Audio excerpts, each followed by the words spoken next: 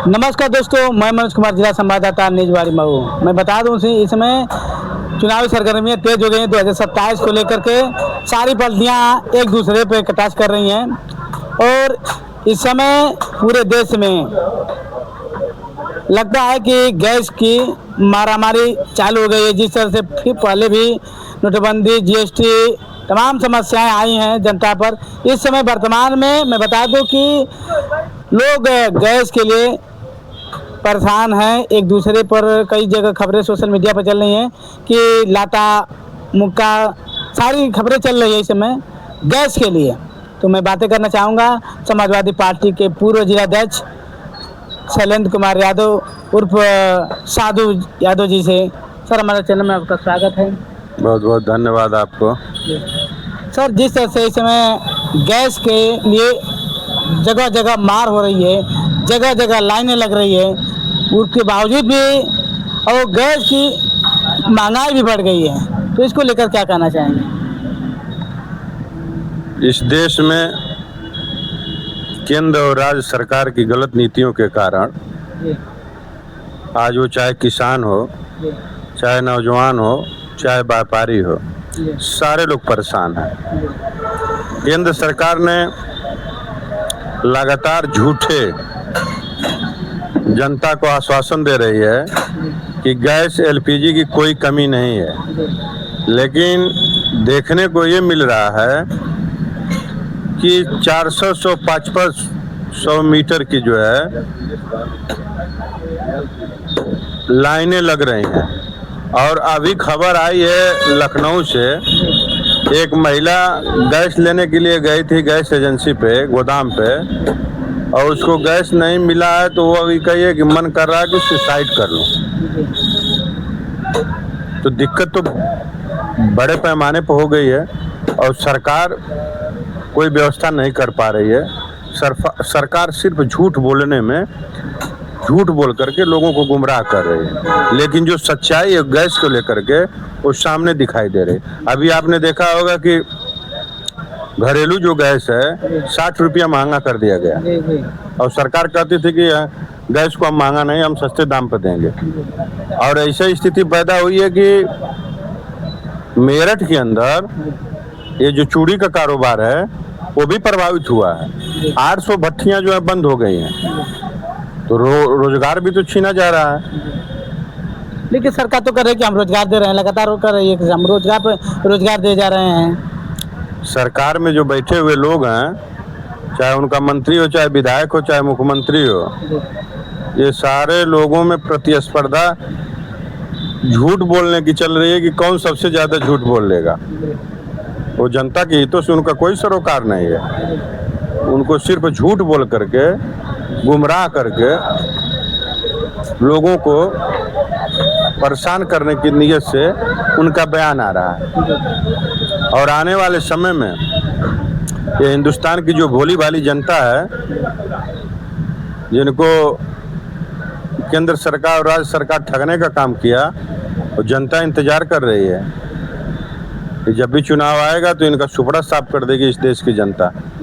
भारत की जनता वैसी जनता है कि जो सताया उसको माफ नहीं की।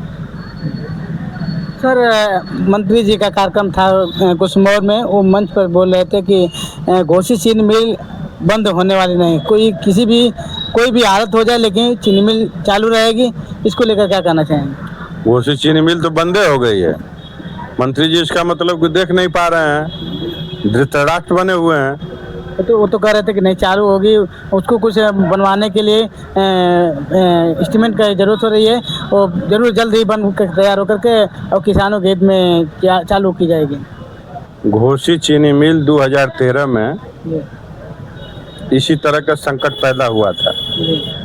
अधिकारियों ने लूट और खटोट का अड्डा बना लिया था, और समाजवादी पार्टी के राष्ट्रीय अध्यक्ष माननीय अखिलेश यादव जी उत्तर प्रदेश के मुख्यमंत्री थे, और मैं समाजवादी पार्टी के जिला अध्यक्ष था। अधिकारियों से मैं बात करता था तो मुझको वो गुमराह करते थे, और मैं एक दिन चीनी मिल पर जा कर के छापा मारा, और छापा मारने का नतीजा ये रहा कि सीसीओ से लेकर के जीएम से लेकर के सारे कर्मचारियों को सस्पेंड करा दिया गया जांच करवा करके।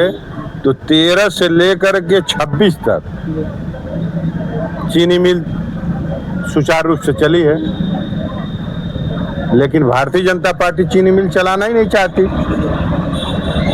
अगर वो चलाना चाहती, उसकी नीयत साफ रहती, तो चीनी मिल को जब चीनी मिल बंद होती है उसी समय, खाली समय में, बंद के समय में चाहे होती तो उसका जो है मेंटेनेंस नहीं करवा दी होती उसी समय बजट दे करके। लेकिन चीनी मिल को तो चलाना ही नहीं है।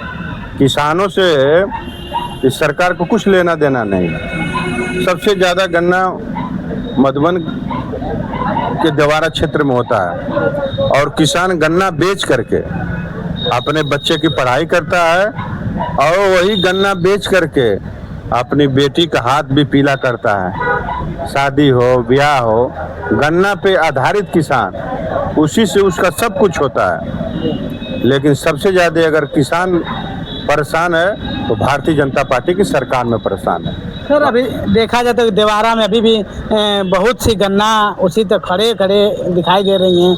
तो क्या लगता है कि वो मजबूरी में उनको उसी में जलाना पड़ेगा या फिर से मिल पर लाना पड़ेगा किसानों को? नहीं, मिल जब लेने के लिए तैयार नहीं है तो कहाँ से ले आएंगे? अब तो गन्ना उनका नष्ट न हो जाएगा भाई, वो सूख जाएगा खेत में। उसके समय पे कटाई नहीं होगी, समय पे उसकी पेराई नहीं होगी, समय से उसकी बिक्री नहीं होगी तो गन्ना बेकार न हो जाएगा। तो आज तो जो स्थिति, जो नौबत पैदा हुई है, तो उससे तो लग रहा है कि किसानों का बहुत बड़ा क्षति हुआ गन्ना को लेकर के। सरकार अगर चाहती, उसकी नीयत साफ रहती, तो गन्ना जो उसका उचित दाम है वो किसानों को देने का काम करते।